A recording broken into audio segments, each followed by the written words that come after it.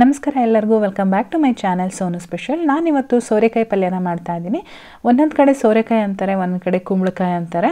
ನಮ್ಮ ಕಡೆ ನಮ್ಮ ಚಂದ್ರಾಯಪಟ್ಟಣ ಸೈಡ್ ಇದನ್ನು ಸೋರೆಕಾಯಿ ಅಂತ ಕರಿತೀವಿ.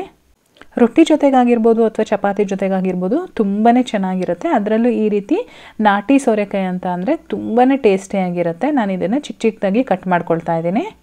ಮಾಡೋ ವಿಧಾನ ಹೇಗೆ ಅಂತೇಳಿ ನೋಡ್ಕೊಳ್ಳೋಣ. ನಾವು ತುಂಬಾ ಸಿಂಪಲಾಗಿ ಮಾಡ್ತೀವಿ, ಜಾಸ್ತಿ ಮಸಾಲೆ ಎಲ್ಲ ಹಾಕೋಕ್ಕೆ ಹೋಗಲ್ಲ. ಒಂದು ಕಡಾಯಿ ಇಟ್ಕೊಂಡು ಇದಕ್ಕೆ ಒಂದು 2 ರಿಂದ 3 ಟೀ ಸ್ಪೂನಷ್ಟು ಎಣ್ಣೆ ಕಾಯೋದಕ್ಕಿಟ್ಟು ಒಗ್ಗರಣೆಗೆ ಹಾಕಿದ್ದೀನಿ. ಸಾಸಿವೆ ಮತ್ತು ಕರಿಬೇವಿನ ಸೊಪ್ಪು ಕೊಟ್ಟು, ಹಾಗೆ ಒಂದು ಈರುಳ್ಳಿನ ಮೀಡಿಯಮ್ ಗಾತ್ರದಲ್ಲಿ ಕಟ್ ಮಾಡಿ ಸೇರಿಸ್ಕೊಂಡಿದ್ದೀನಿ. ಜೊತೆಗೆ ಒಂದು 2 ರಿಂದ 3 ಹಸಿಮೆಣಸಿನ್ಕಾಯಿ, ನಮಗೆ ಖಾರ ಹೇಗೆ ಬೇಕೋ ಆ ರೀತಿ ನೋಡಿಕೊಂಡು ಹಸಿಮೆಣಸಿನ್ಕಾಯಿನ ಸೇರಿಸ್ಕೊಂಡು ಬಾಡಿಸ್ಕೊಳ್ಬೇಕು.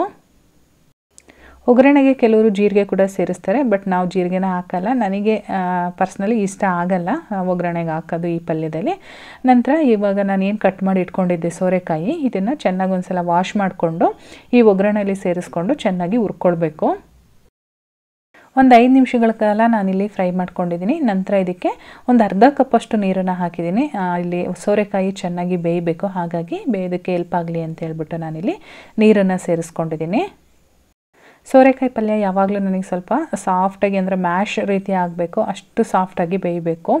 ಹಾಗಾಗಿ ನಾನು ನೀರನ್ನು ಸೇರಿಸ್ಕೊಂಡಿದ್ದೀನಿ. ಹಾಗೆ ರುಚಿಗೆ ತಕ್ಕಷ್ಟು ಉಪ್ಪನ್ನು ಕೂಡ ಹಾಕಿದ್ದೀನಿ. ಉಪ್ಪು ಹಾಕೋದ್ರಿಂದ ಬೇಗನೆ ಸಾಫ್ಟ್ ಆಗುತ್ತೆ. ನೀರು ಮತ್ತು ಉಪ್ಪನ್ನು ಸೇರಿಸಿದ್ದಾದಮೇಲೆ ಒಂದು ಸಲ ಚೆನ್ನಾಗಿ ಮಿಕ್ಸ್ ಮಾಡಿ ಒಂದು ಲಿಡ್ ಕ್ಲೋಸ್ ಮಾಡಿ ನಾವು ಒಂದು 7 ರಿಂದ 8 ನಿಮಿಷಗಳ ಕಾಲ ಬೇಯಿಸ್ಕೊಳ್ಬೇಕಾಗತ್ತೆ. ಇವಾಗ ಸುಮಾರಾಗಿ ನಾನು ಒಂದು 8 ನಿಮಿಷಗಳ ಕಾಲ ಬೇಯಿಸ್ಕೊಂಡಿದ್ದೀನಿ.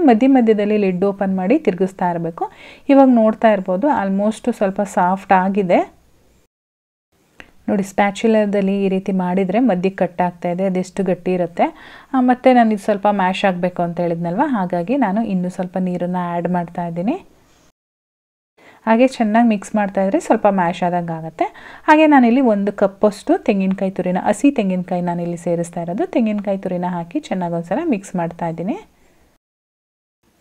ಇವಾಗ ತೆಂಗಿನಕಾಯಿ ತುರಿ ಎಲ್ಲ ಚೆನ್ನಾಗಿ ಬೇಯಬೇಕಲ್ವ, ಹಾಗಾಗಿ ನಾನು ಮತ್ತೆ ಒಂದು 5 ನಿಮಿಷಗಳ ಕಾಲ ಬೇಯಿಸ್ಕೊತೀನಿ. ಇದ್ರ ಜೊತೆಗೆ ಕಟ್ ಮಾಡಿರ್ತಕ್ಕಂಥ ಕೊತ್ತಂಬರಿ ಸೊಪ್ಪನ್ನು ಕೂಡ ಸೇರಿಸ್ಕೊಳ್ತಾ ಇದ್ದೀನಿ.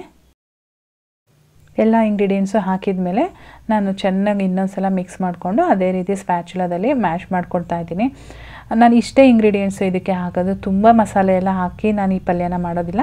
ನೀವು ಕೂಡ ಒಂದು ಸಲ ಟ್ರೈ ಮಾಡಿ. ಕೆಲವರು ಕಾಮೆಂಟ್ ಮಾಡ್ತೀರಾ, ನಾವು ಅದು ಹಾಕ್ತೀವಿ, ಇದು ಹಾಕಬೇಕು, ಬೇರೆ ಬೇರೆ ಇಂಗ್ರೀಡಿಯೆಂಟ್ಸ್ ಎಲ್ಲ ಹಾಕಬೇಕು ಅಂತ. ಹೌದು, ಒಬ್ಬೊಬ್ಬರು ಒಂದೊಂದು ವಿಧಾನದಲ್ಲಿ ಅಡುಗೆ ಮಾಡ್ತಾರೆ. ಸೊ ಈ ವಿಧಾನದಲ್ಲೂ ನೀವು ಕೂಡ ಒಂದು ಸಲ ಒಮ್ಮೆ ಟ್ರೈ ಮಾಡಿ ನೋಡಿ, ಹೇಗೆ ಬರುತ್ತೆ ಅಂತೇಳಿ ನನಗೆ ಕಮೆಂಟ್ ಮಾಡಿ ತಿಳಿಸಿ. ನಮ್ಮನೆಯಲ್ಲಿ ನಾವು ಯಾವಾಗಲೂ ಇದೇ ರೀತಿ ಮಾಡೋದು, ತುಂಬಾ ಚೆನ್ನಾಗಿರುತ್ತೆ. ನೀವು ಕೂಡ ಟ್ರೈ ಮಾಡಿ ಹೇಗೆ ಬಂತು ಅಂತೇಳಿ ನನಗೆ ಕಮೆಂಟ್ ಮಾಡಿ ತಿಳಿಸಿ. ಇವತ್ತಿನ ವಿಡಿಯೋ ಇಷ್ಟ ಆಗಿದರೆ ಒಂದು ಲೈಕ್ ಮಾಡಿ. ನೋಡಿ, ಇವಾಗ ಕಂಪ್ಲೀಟಾಗಿ ರೆಡಿಯಾಗಿದೆ ಪಲ್ಯ.